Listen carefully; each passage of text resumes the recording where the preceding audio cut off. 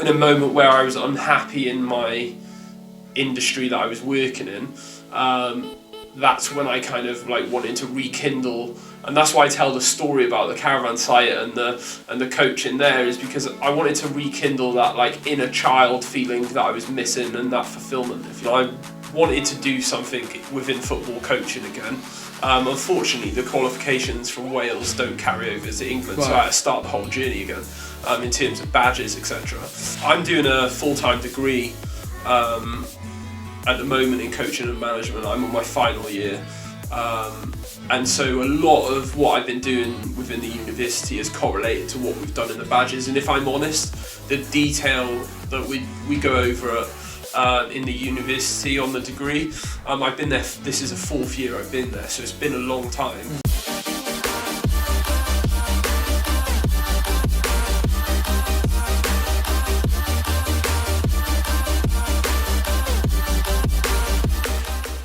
So you're a men's coach of Portobello FC and obviously #United Ladies coach. What are the biggest challenges between the different types of level of football you are currently coaching at? Yeah, so at Portobello, very park pitch, turn up and get muddy. Yeah. Don't get me wrong, I have high standards as a coach and I try to impart that as best as I can on the players. And what I will say is, in contrast from last year, they've really stepped up in terms of that meeting those expectations, and it's really driven the standards of the individuals. But at # it's slightly different because you're coming up against really top clubs who are, got good budgets, they're well looked after, facilities are great. So first things first, the pitches that you play on completely like night and day. We're on Astro all the time when we play, 3G, when we play with #, whereas at Portobello it's only ever grass and it's normally not very well maintained. Players, in terms of the players that I coach at Portobello, they might go and play step 7, step 6, some of them, but the girls at #, they're looking to kick on and go and get a scholarship in America, go and play for our first team at tier 3, or they might end up playing slightly below that, but they're looking to make a career out of it, whereas the men, they're looking to, don't get me wrong, win as much as they can, but mainly enjoy as much as they can and have that social element. So what, for you, obviously you've played football till about you're 25 and now you're a coach at 32, so what are the main differences for you as a coach and a player? Wow, yeah, there's so much. It's like, it's almost like two different sports, I guess, like coaching and playing. I think it's why so many people in the profession struggle to become, even a top level player struggles to become a top level coach, because it is so different.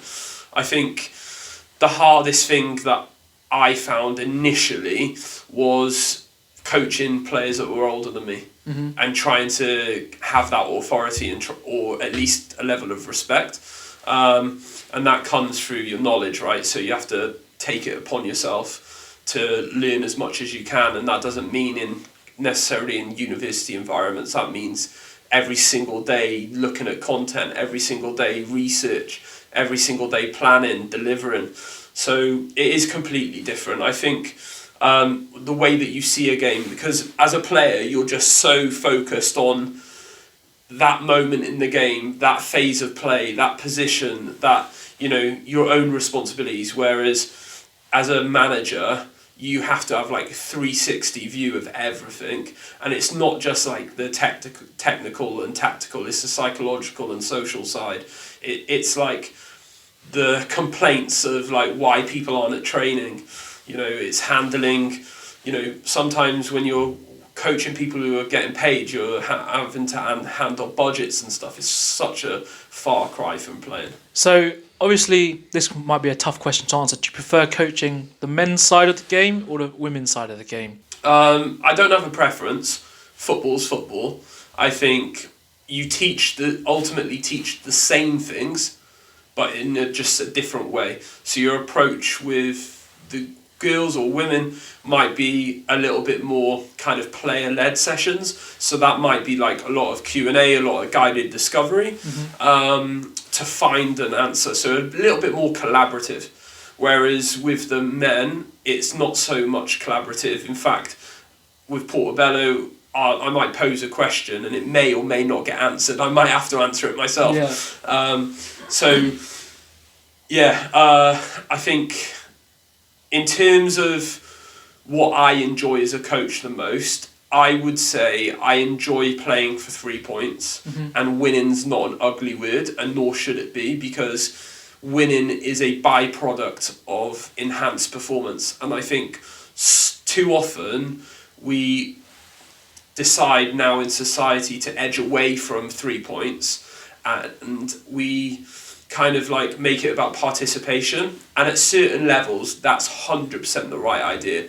At youth level, in terms of like, 14s and below or whatever.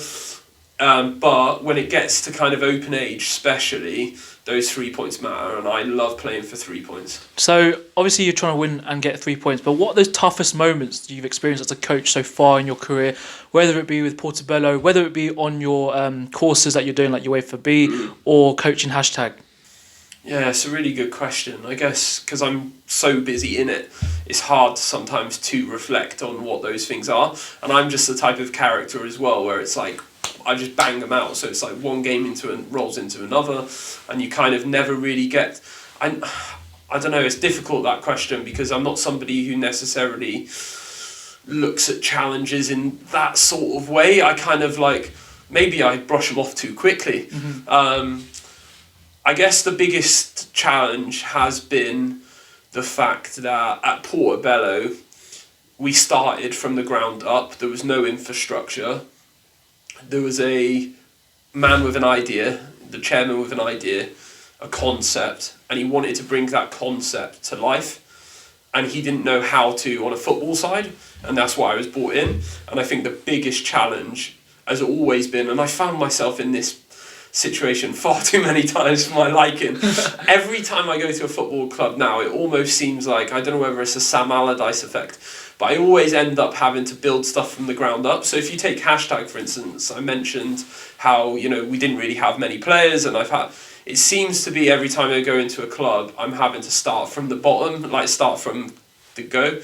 And so the biggest challenge is finding players that are the right fit, right characters. Is that really frustrating for you? Would you prefer to go and obviously in a setup that's where you just slot right in there and start coaching straight away with a settled like team? Yeah, I could understand why it would be perceived as frustrating.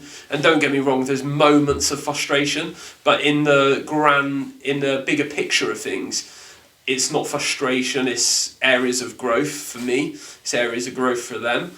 And honestly, like if you see like Portobello now, we're nearly at that process and that corner that we're turning with the hashtag team then being new. But if you've seen Portobello now, like 18 months on, and you watch them, even like, forget football, you watch them in the pub after with each other and, on the socials, etc. And you see them together, and they were strangers, they didn't know each other, and now it's almost like they're brothers in arms, do you know what I mean? And I know that's cliche, but it's so warming to actually see that you've united people who had so many differences, different upbringings, different religions, different races, different ethnicities, etc. And it's amazing to see that. So I think for all the challenges that there are, I think it's been worth every minute. Granted, I would love to go into an established place, because I feel like the success I'm having now, when I've having to build it, I think I'd have that success so much quicker with a fully set up team. However, would it be as rewarding for me? I'm not sure yet. We'll have to wait and see. So you're talking about your biggest challenges. What are the best moments you've managed to achieve in your coaching career so far, whether it would be with Portobello or hashtag, again, all your coaching courses? Yeah, sure. So I think one of the biggest achievements, first and foremost, is getting on the UEFA B, because I know so many people who have applied for it and haven't got on, and I'm fortunate that I applied once and got on. So I'm fortunate in that aspect. So that's one thing.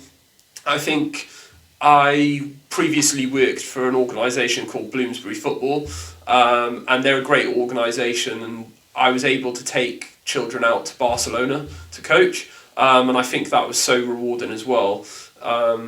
seeing them experience, for some of them, their first holiday. And their first holiday coming without their parents. It's a big responsibility as a coach. And watching them play games out there as well, it was great.